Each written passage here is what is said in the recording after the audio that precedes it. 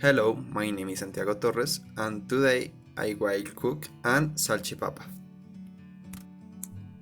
To prepare it, we will need potatoes, sausage, barbecue ribs, and cooking oil. We wash the potatoes and clean them with the knife.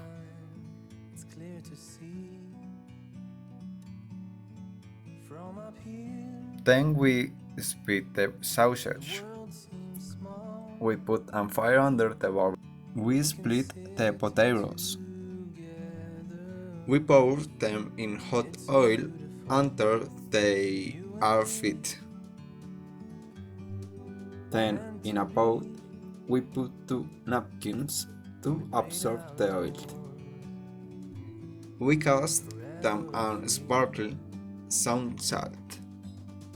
Then we put the sausages in. Let them fry and put them in the pot.